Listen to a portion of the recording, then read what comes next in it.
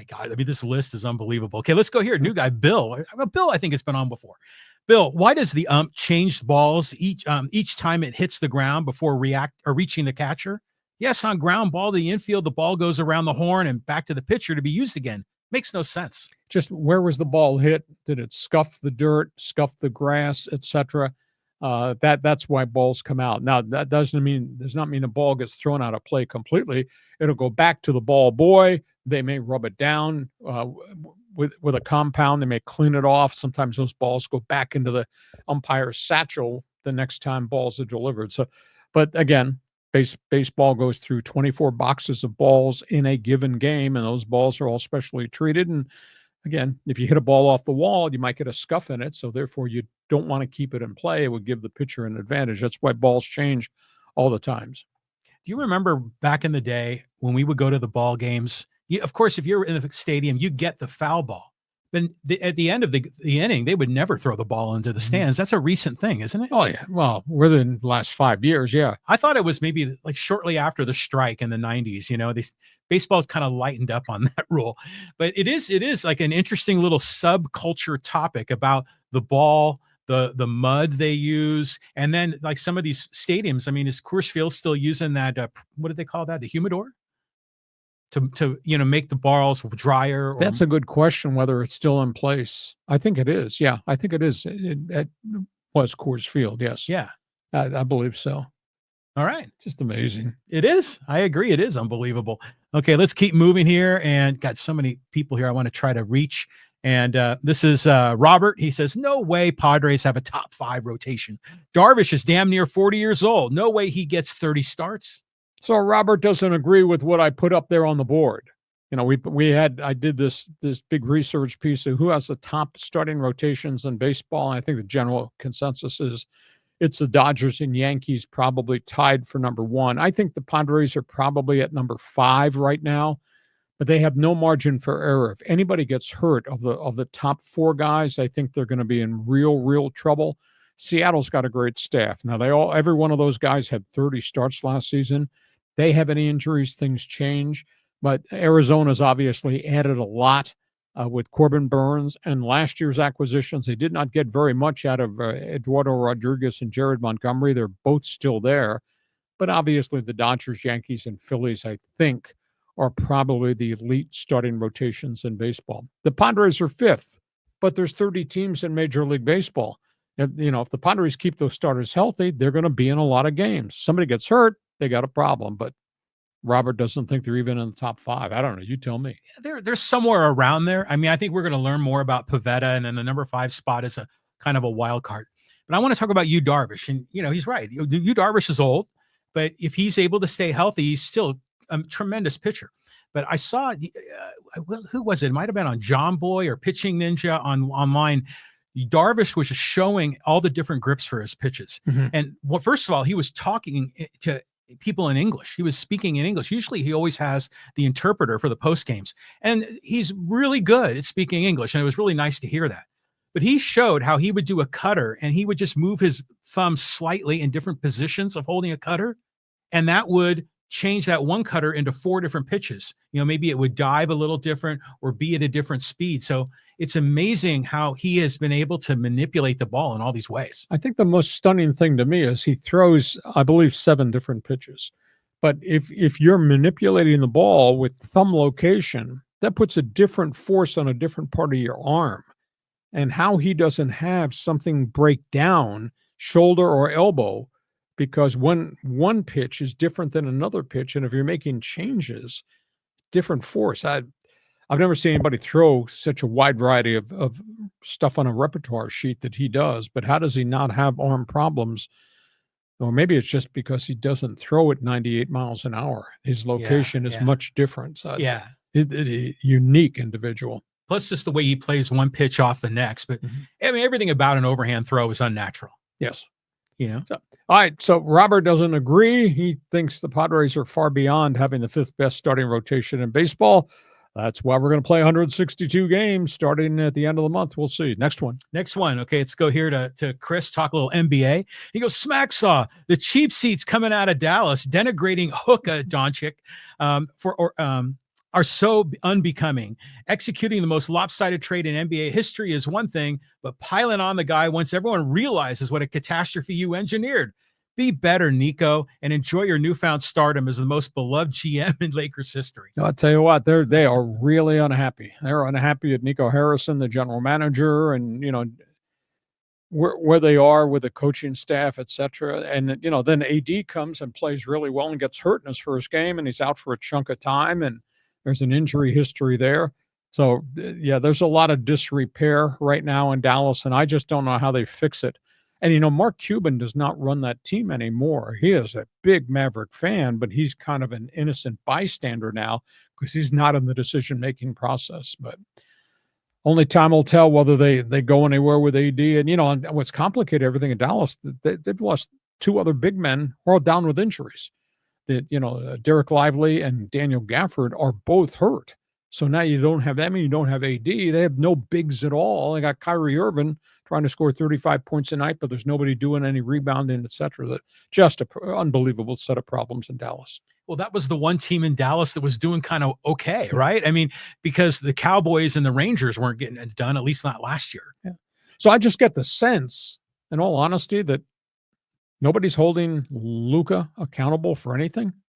Conditioning, injuries, things of that attitude. Have you seen some of the memes going around where they Photoshop Luka to make him look like the girl in Willy Wonka that went into the blueberry machine and puffed out? They're doing crazy stuff online with him because they're mocking him for his extra weight. Yeah. And that's the storyline as to why they just woke up and said, we're not going any farther with this and we're going to max contract him. Just because he just refuses to do conditioning. He refuses to play defense either, despite he might be a great offensive talent. I wonder, though, if the peer pressures, if being in LA the market, and being with LeBron, if that's got something to do with it, because he sure looks like he's lost some weight since he got here. Yeah, good for him. I mean, that's good for everybody. Yep. Okay, we move on. Thanks, Chris. Okay, let's go here to Gary. He said the Dodgers have to win 2 or 3 more World Series in the next 8 to 10 years in order for those deferrals to be worth it. But they got the talent. All they're worried about is right now. And if they do this, that'll be 2 World Series in a row. And it's next to impossible to win 2 World Series in a row. Lost in the conversation about dynasties. How many series you have to win in the postseason to grind through to get to the Fall Classic Finals? You got to win 19 games overall. That's a hell of a grind when you played 162 games already. And now you're playing good people in every series. So, what the Dodgers have accomplished have been pretty good. Now, if they win another one here back to back, that's really impressive. But in the last decade long, that's pretty good to be where they've been. I just remember as a little boy when I first started following MLB was right after they created the divisions. And so they had an ALCS and an NLCS. I think it was a best of 5 in the early 70s, maybe. And then they had the World Series. But now you have all these extra layers. To your point, 23 games. I like it now. I think it's even better. I mean, baseball postseason is something. It's meaningful and it is electric. I concur with you. And it's a grind because there's no down series in the postseason series. You're playing real people, the best of the best. Mm-hmm. But yeah, the Dodgers, they better get some return there, or else Padre fans will at least be sticking it to him some way. Okay, let's keep on moving. We'll go here to Roger. Matthew Stafford, the Raider. Question is at what price? They can afford him, but he's not what Chip Kelly likes in terms of mobility. He is a statue back there. But boy, that's tremendous experience and expertise and leadership. He's a real firebrand. Now, at what price? Would you give up a 3rd-round pick? Remember, the Raider 3rd-round pick is going to be high. It's at the top of the 3rd round. Would you give up a 3rd-round pick for a quarterback you might have only 2 years with? Big question. So, and of course, from the Rams' perspective, asking a number 1, who's going to give up a number 1 for a 37-year-old quarterback? I don't see that. Unless it's somebody at the back end of the 1st round, but that would only be the short-term rental. So I don't think that's very commonsensical at all for the Rams to ask that. But he's been a great player. I think he's a great leader. The stuff he's done in the communities in LA and what he did in Detroit off the field, that's a phenomenal person there. So I happen to like him a great deal. I have a lot of respect for him. But this thing with the Raiders has changed. Early on, they were dropping hints that there'd be a reunion between Russell Wilson and Pete Carroll, because Pete Carroll's the one that drafted Russell Wilson after he came out of, was it Minnesota, North Carolina State, whichever one it was. He played at both places. And they had that good run there. So I'll be fascinated to see where the Raiders wind up, because Aaron Rodgers' name has kind of been mentioned there, and he's a little bit more of a gunslinger, but is he the same quarterback that he was before in Green Bay? I don't know about that. So one domino has to fall. Maybe Stafford is the first domino, and when that decision is made, he's staying in LA or going somewhere else, then all the other things I think will start to happen. You must be so fired up right now with all this pre-draft rumors in the mill. But, Russell Wilson, I think it was Wisconsin, right? That's right. And I think you're right. NC State was where he started. That's right. So, and then the other comment is Matthew Stafford. And obviously, first of all, he won a Heisman at Georgia, didn't he? Yes. Yeah. And then he was drafted by the Lions. And I remember everyone thought that was a great pick. He's going to be really good. And the Lions never were really good. And you sort of forgot about him. And then he comes here to LA, obviously surrounded by better talent. But do you think Stafford on his own, his game got better in LA? It wasn't just the coaching. Well, he's surrounded by better players. Well, yeah, sure. And then he really shined. I mean, in Detroit, he was by himself. And they had Calvin Johnson, and prior to that, they had Barry Sanders, who quit on him.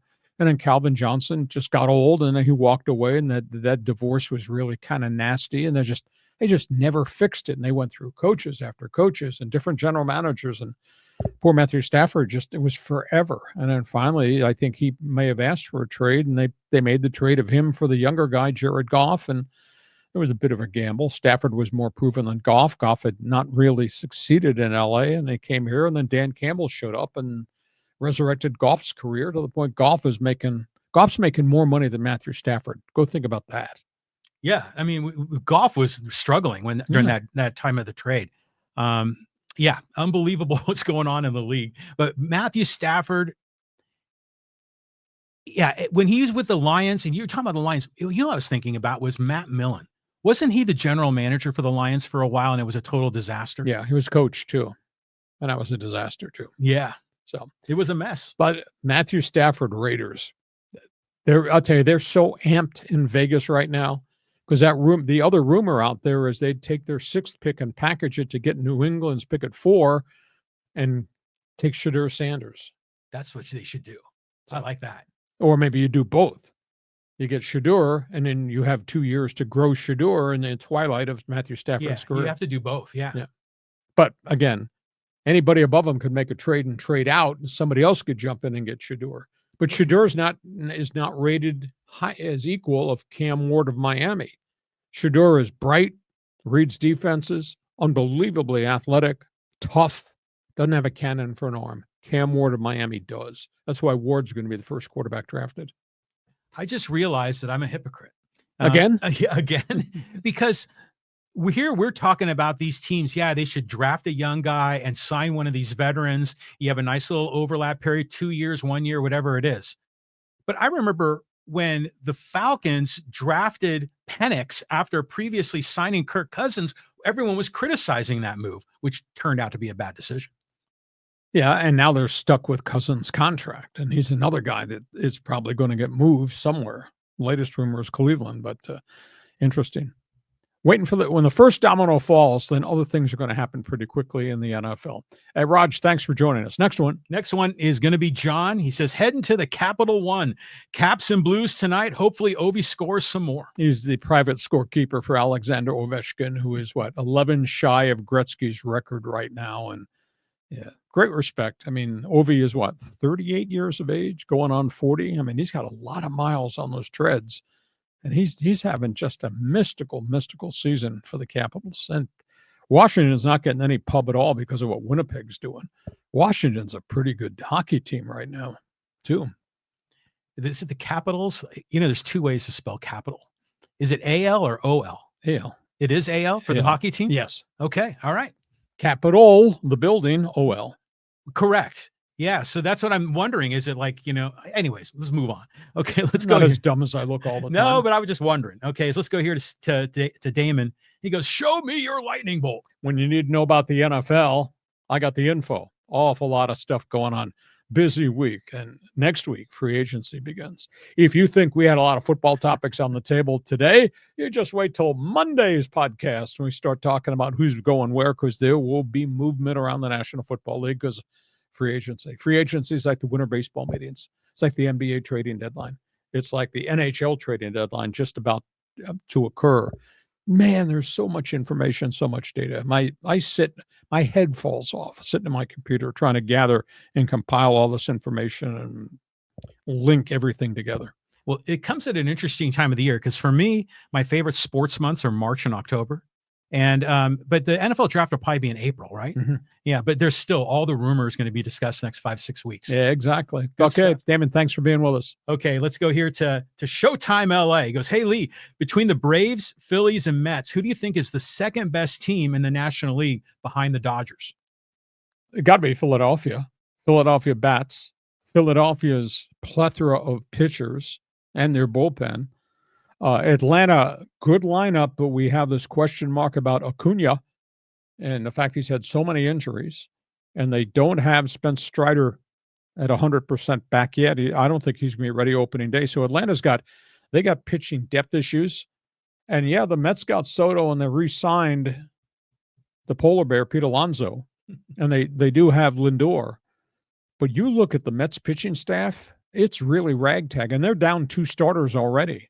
I mean, we are 2 weeks into spring training games, and they have lost Frankie Montas for months upon months with a lat injury.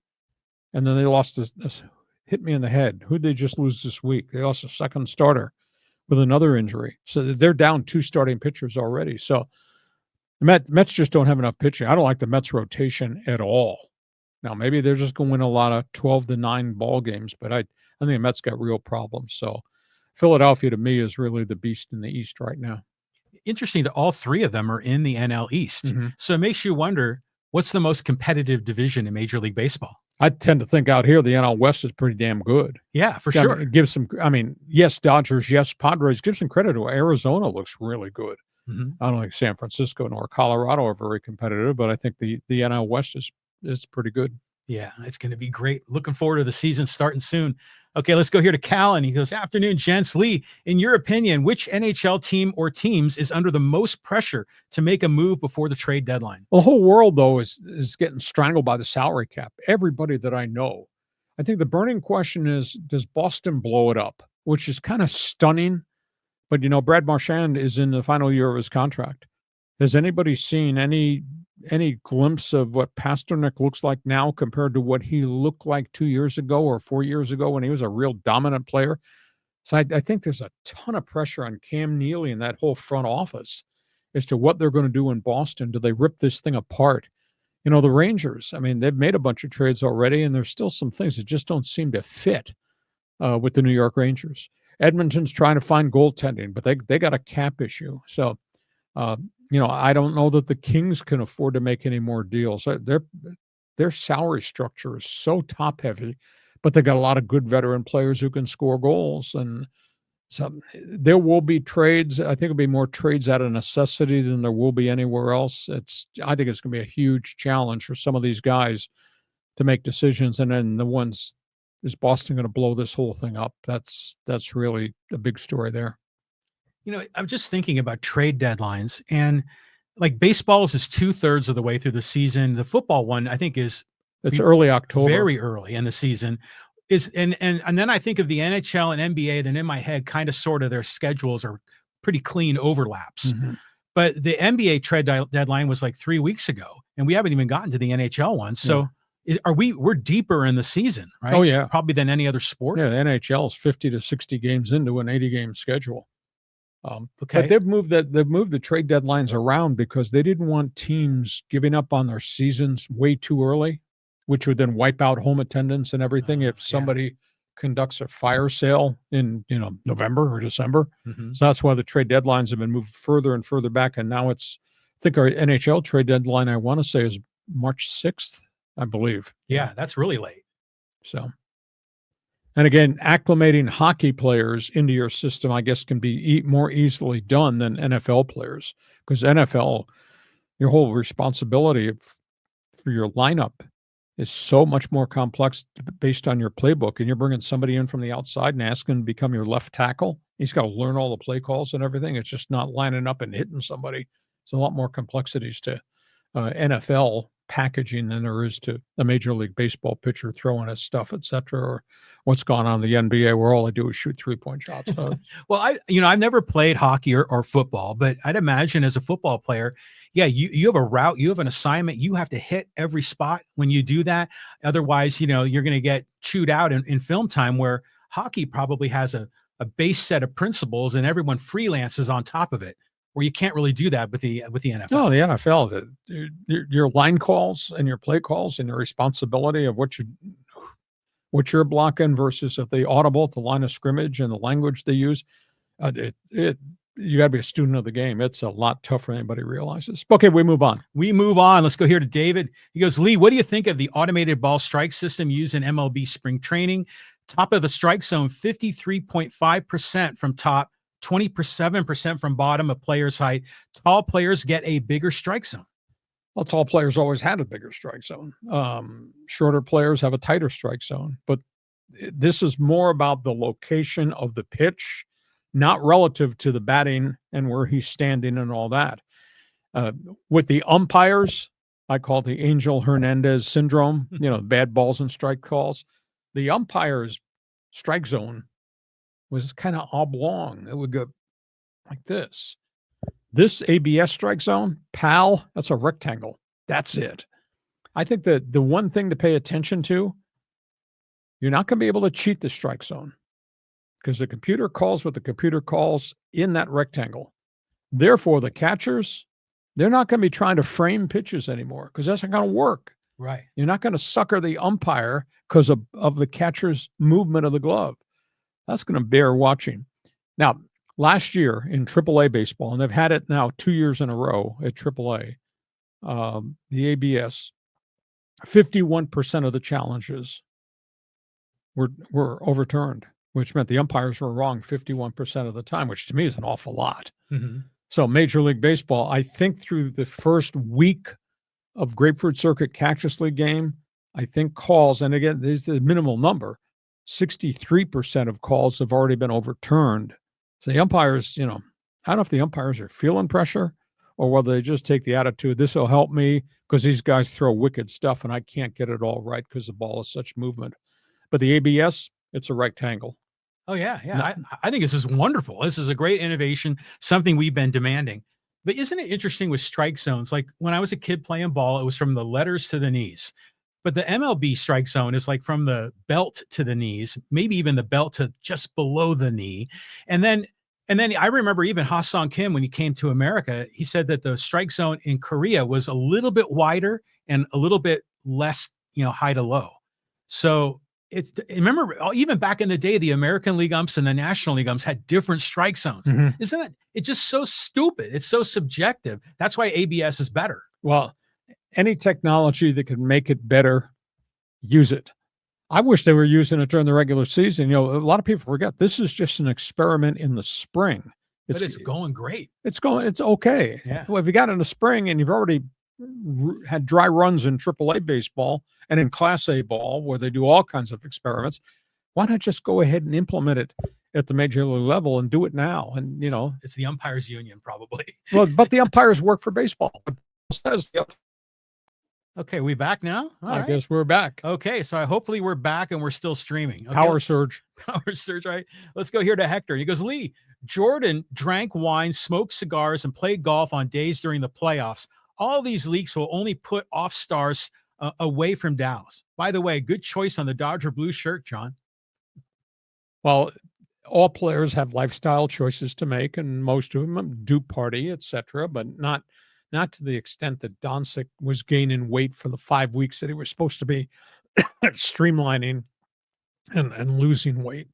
I'll be intrigued to see if he continues to play well at the peak efficiency level that he seems to have played with the last couple of times with the Lakers, or whether there's a drop off. And understand this, last week we did a breakdown of all the teams the Lakers still have to play. They're still playing. They got 15 games left, I think, against really marquee teams, Houston and Oak City and some of these other people. So We'll see how many of these games they win, because I still think the Lakers are deficient in certain aspects of their roster makeup. I'm just thinking in my head of all the NBA players who are a bit heavy. Of course, Charles Barkley is in that conversation. Who was the guy? Was it Benjamin Benoit or Benoit Benjamin? He was like, he played at LSU. Benoit Benjamin. Benoit Benjamin. LA Clippers. Yeah, he was a big guy. Yeah. You know, so it's amazing, that these dudes can still play ball when they're carrying around an extra 20 pounds. It's majority. You know, the current modern day fiasco is the guy down in New Orleans, Zion Williamson. Oh, yeah. Came out of the ACC after 1 year of college basketball. Huge kid. Got bigger and bigger. He's had nothing but injury problems. They can't say washout because he's their number one pick and they got him this big extension. But he's been washed out. He can't stay healthy. And I don't know whether all this extra baggage he carries has to do with calf injuries, ankle injuries, knee injuries, etc. But it's just a terrible set of circumstances. And some young guys are great players. Other young guys enjoy the lifestyle and never become great players. I tend to think Zion Williamson, he's got some questions to answer because he's, fourth or fifth year in the league. He's missed a hell of a lot of games. Yeah, he has. Yeah, we thought that he was going to be a beast coming out of Duke. And by the way, Hector, on my blue shirt, I remember I wore this shirt in the podcast over a year ago. And my buddy Ted, who's a big Dodger fan, said the same thing. He goes, wearing Dodger blue today, John. Well, it looks Dodger blue on that screen right there. But yeah, I sit next to you. It looks more like New York Football Giant blue, which means last place football. Yeah, it is a little darker. This third camera, I'm still trying to optimize the video here. This third camera here is definitely needs to be optimized. We just need Dixieline Lumber to come back and reset all the lighting here, because last I checked, I look bleeping brilliant. We've optimized camera one just for you. So okay, let's keep going here. And did we include Callan before? Callan always has a bunch of questions. Oh, we have. Okay, well, I just clicked it on the screen, so let's get him involved. As much as Lozano is a scoring threat, at being able to carry the threat of the shot and to feed a guy like Dreyer to score is huge. Not sure if Mikey Veras has gotten a lot of credit for how San Diego played. Well, he's talking about the soccer team, San Diego FC, MLS expansion team, and what they've done out of the gate. I think the most unique aspect of roster, and I studied that roster extensively last weekend before the first game against the Galaxy, they got guys from 14 different countries. That's 14 different styles of play, 14 different personalities, 14 different lifestyles and languages. When you talk about United Nations roster, they play pretty well together. It's just not, hey, put the ball out there on the pitch, let's go play. I mean, because you got guys coming from different systems. So we'll see as we go forward. But the fact they got two snipers, that's more than I thought, because I didn't think they'd have enough goal scoring support around Lozano. And Chucky played pretty well, and they marked him. They doubled him a lot, and he found Dryas twice. And boy, what a rocket shot he's got in the box. So keep an eye on the Danish player. So far, so good with the makeup of the roster. We'll just see as we go. You know, Dreyer is an interesting guy because they say, well, he's Danish. We say, is it Denmark or is it the Netherlands? No, it's Denmark. It's from Denmark. Okay, and so I was thinking this through when I was watching him play, because he's obviously a great talent. He's European. Why is he playing in San Diego? And then I remember recently looking at the rankings of all the professional soccer leagues in the world, and I think MLS was number 9 in terms of competitiveness. So here's a guy that comes to San Diego, from Denmark in the number 9 level system or league, but he got a $5 million contract for 1 year to come here. Can you believe that? I mean, there's so much money in soccer. Well, some guys stay in their home countries and play there rather than go. Not everybody wants to go to La Liga in Spain. Not everybody wants to go to Serie A in Italy. Not everybody wants to go play the English Premier League. So guys have different reasons for where they wind up. Some guys wind up in Saudi Arabia strictly for the paycheck. Cristiano Ronaldo, who disappears off the face of the earth now, playing in that league.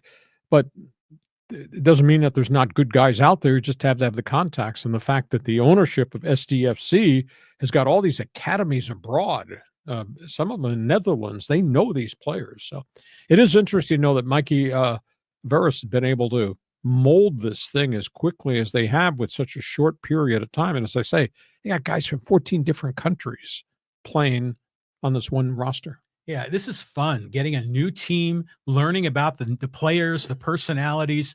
This is exciting time for San Diego. Okay, let's do a couple social media here before we put a lid on this. Okay. All right. Let's go down the list here and we'll talk a little ESPN. This is with Keep It Moving because I don't watch any shows with Stephen A., Molly, and the gal hosting the NBA Countdown. They're insufferable in their reporting. Well, this is all of a outcome of what happened to ESPN, what they did to Major League Baseball, canceling the baseball TV contract. It's interesting. The Atlanta Braves ownership said yesterday that they think this is good for baseball, that even though they're losing $550 million per year in the pot, the ESPN rights fee will go away at the end of this coming season. He says, we have plans and what we're going to do is going to be exceptional. Fox has really picked up the tempo of their coverage of Major League Baseball. I'm going to be intrigued to see where they're going to go get the next network partner. But at the end of the day, ESPN is walking away from baseball, which right now is at an all-time high in TV ratings, walking away from baseball, all-time attendance record, walking away from baseball. It's become a global game, and they're investing all their money in the college bowl system. And the college bowl games outside of the playoffs aren't very marketable, and they're investing a ton of money in the NBA, and the NBA's TV ratings have just cratered, and everybody's critical of the NBA. So I just don't understand the methodology of ESPN walking away from Major League Baseball. So some people's heart are not broken by what just happened. And in terms of ESPN programming, that's gone through radical changes. It's now guys sitting arguing with guys every day. The content is different now than it was a long time ago, which to me is kind of disappointing. I like Stephen A. And Stephen A has like a couple of gears. Like he'll talk mellow and then he'll get excited and then he'll get super excited. Yeah, him talking to the fellas. Yeah, and when he gets super excited, you could feel him shifting into high gear with all of his theatrics. And I was watching him and I was like, this guy looks like freaking Kermit the Frog. He's like a Muppet up there when he's really in that high peak Stephen A mode. Doesn't he wear you out though? Yeah, he does. He does. And I like how he's always like, poking the Cowboy fans. There's a lot to like about Stephen A. He's made a big difference in the industry.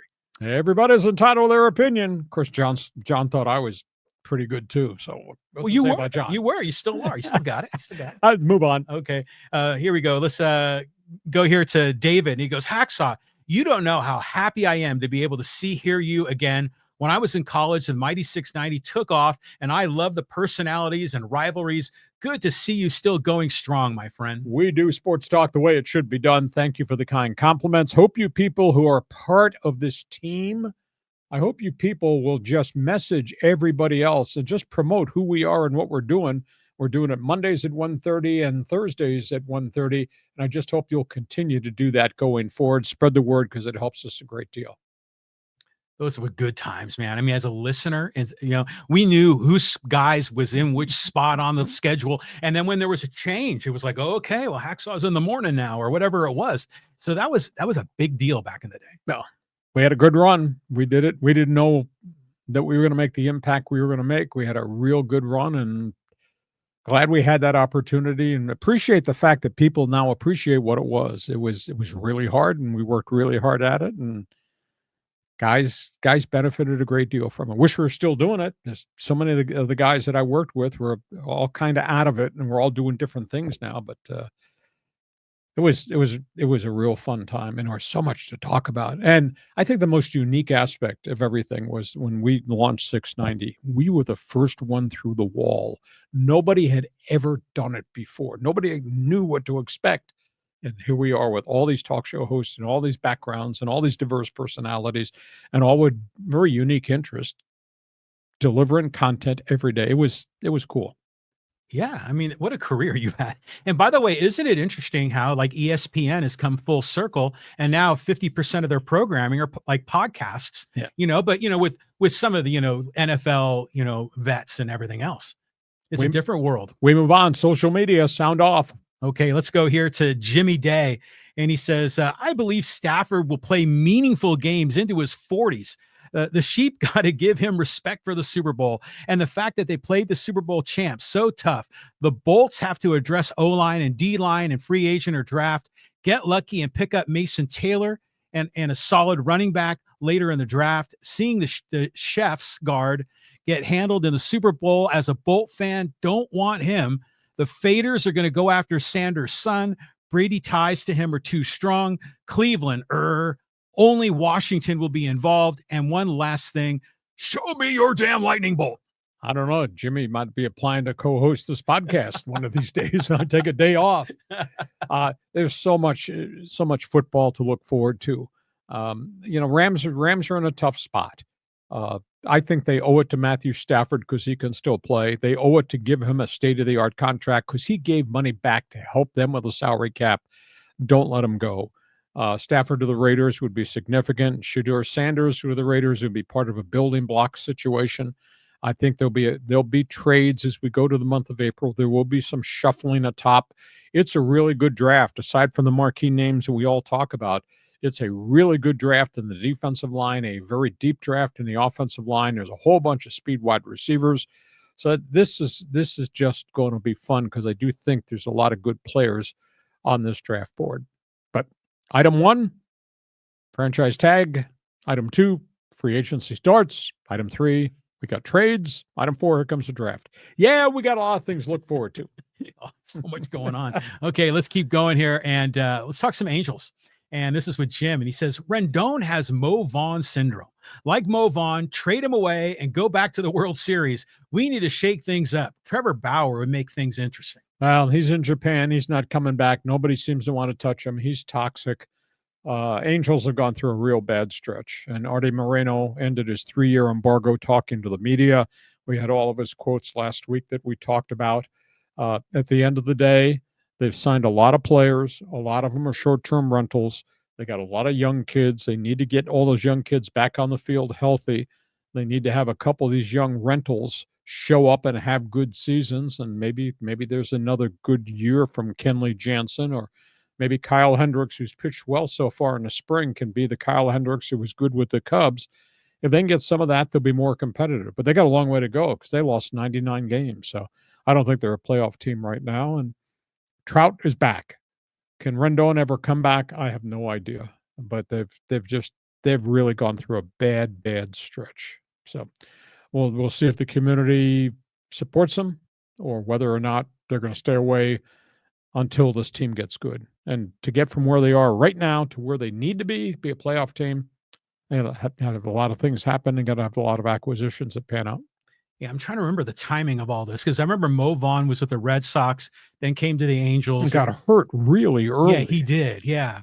And then the Angels went to the World Series, but I think this is all in between like 02 and 05.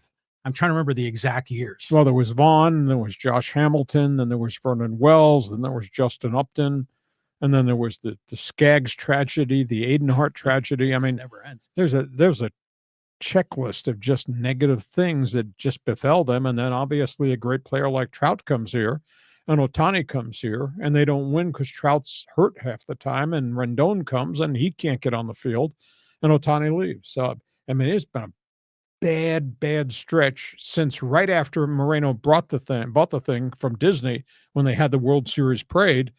It's just been downhill for a long time. But you said you're going to be patient this year.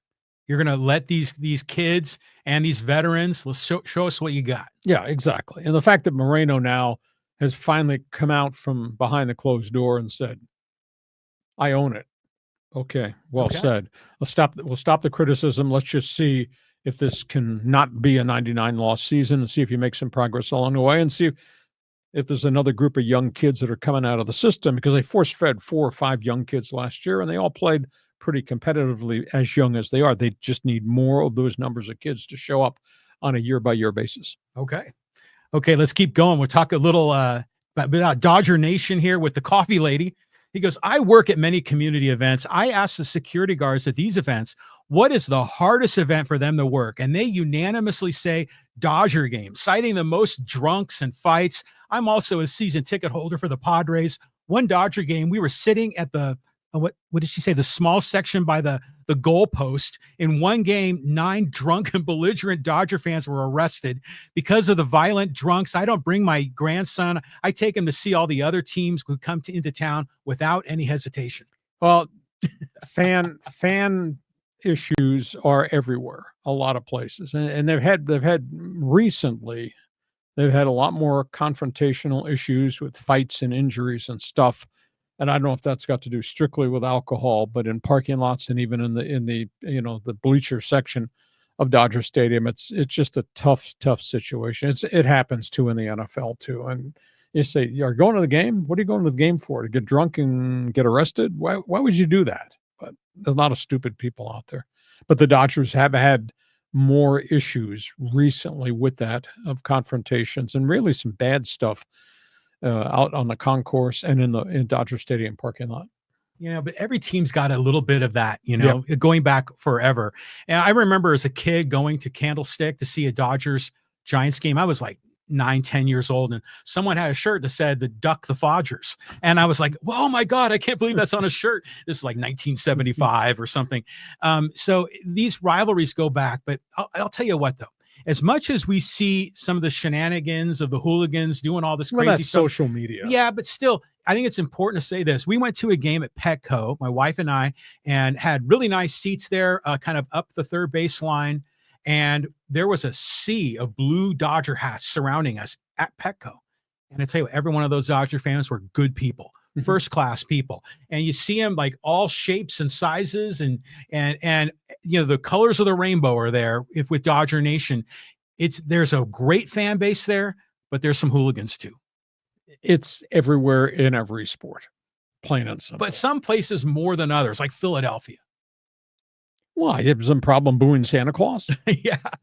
There are fights in the bleachers out there. All right, let's do one more social media before we put a lid on this. Okay, let's talk some NFL here. This is with Sports Geography with Phil. This is a little bit long, but we'll get through it. It seems like a cost-cutting move. Studio shows, which are just guys sitting around talking, cost a lot less to produce than a game broadcast. It's less cameramen, less editing, and no flight or hotel costs for the crew. Let's face it, ESPN over the last 20 to 25 years has become just the NFL Network 2.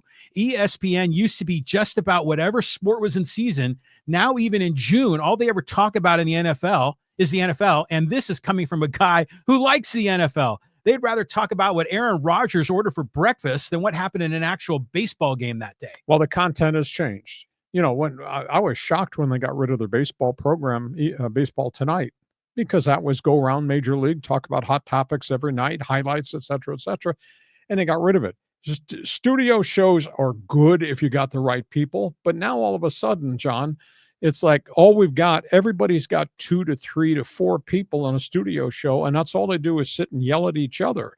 Where's the depth of the content? That's the big issue. Now, ESPN obviously, pours a lot of resources into NBA coverage, and obviously, I watched them doing stuff from the combine, and that's kind of cool. Play-by-play entities, that's costly, because not only, as Sports Geography says, you're talking about manpower, facilities, trucks, rentals, expenses on the road, but you're also talking about rights fees. Rights fees are monstrously big to have the right to broadcast that game. So I don't know what the solution is. There's no doubt the game on television has really, really changed. I can only watch so much of the noise, and then I just kind of tune it out. And it sounds arrogant. I don't need to listen to them express opinions. I already have knowledge and I have my own opinions. Why do I want to listen to them yell at each other so I can get another opinion? No. You want everyone to listen to your opinions. Yeah. I am bleeping brilliant. Back in the day, the play-by-play crew for the NFL and even like Game of the Week Saturday mornings. Remember Joe Garagiola, and what's the other guy's name? He was a shortstop. Hubeck? Puri Reese, Tony Kubek. Yeah, Tony Kubek. I mean, they had a lot more dynamic, personalities in the TV, booth. And now, I don't know if this is on ESPN or the MLB channel, but they've got a 3-person booth. Sometimes there's a lady in there, but there's one guy that talks with a voice that's just so like squeaky. Is it like Eddie Rodriguez? I'm trying to remember his name. It's something like that. Right. Again, broadcast teams come in all sizes, shapes, forms, backgrounds, etc. Trying to find the next John Smoltz, it's kind of hard. He's special. Yeah, exactly. Yeah, he's special. Everybody's trying to outdo the other guy. I just don't know that having all the amount of noise on the set is really good TV. I can't watch it very long. Well, one of the things I don't like is they're putting these live mics on the players. Yeah. And doesn't that seem like a distraction? I mean, sometimes it just doesn't feel right. Like we're intruding on the show. It's another gimmick. Got to watch us because we're going to live mic Travis Kelce. Yeah. But does Travis Kelce say anything of note? Because they can't use the F word and other stuff. But do they really say anything of significance and live mic stuff? And then you get all the noise and the entourage, which means you can't understand what the hell they're saying. So, well, yeah. And then when the ball is hit, sometimes you hear them go, and then they'll start running and you'll feel the gallop and hear it as they're going. Sometimes it can be cool, but in general, I always feel like we shouldn't be there. It's just one step too far. I agree wholeheartedly, but that's what's on my TV right now. And it's up to you or me or him. Are we going to watch it or we're not going to watch it? I can only take so much noise because I do this all the time. I'm in search for information mode all the time. And then I have my own opinions all the time. And I'm listening to somebody else running their mouth about stuff. I hear stuff on TV. I said, you're not paying attention to anything. What the hell was it? The Laker game the other night against Dallas on the network. And they were going crazy about the Lakers and Luka and LeBron and how they're changing the culture. And I said, okay, you people are not making reference to who these centers are that are masquerading as being Lakers. Have you paid any attention to who they got to play going forward the last 30 games of the season?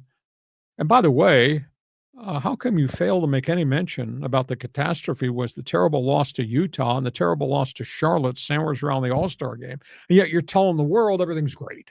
It's not great. Yeah. See, again, I wonder if they're coached up by some people behind the curtain, say, you got to do this, you got to say this, because this is what's going to get more eyeballs. Because it's nonsense sometimes. Tell the story. Pass along the pertinent information, not just the sales pitch information. Yeah, exactly. Yeah. Okay. Hey, listen, we hope you have enjoyed our podcast, even though some of our opinions might be from left field. That's okay. We want you to tell all your friends what we're doing on this podcast. Mondays at 1:30, Thursdays at 1:30. Want you to share, want you to subscribe. You'll get all the alerts every time we put something up on our YouTube channel. Check my website. I write on it every day of the week, LeeHacksawHamilton.com. Want you to join the Hacksaw Insiders group. You can do that on the homepage of my website. Want you to follow me on social media at Hacksaw1090. Hit the follow button on Twitter on All-Star. Become part of the Twitter All-Star team.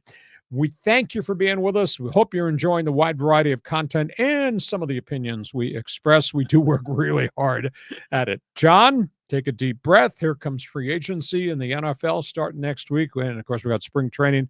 We got a lot more to cover. Aztecs, Laramie, Wyoming. Here we go. I love Laramie. A little tough in the winter, but I love Wyoming. Hey, thanks for being with us. This podcast brought to you by Dixieline Lumber and Home Centers. 9 locations to serve you. Thank you for being part of Hacksaw's Headlines.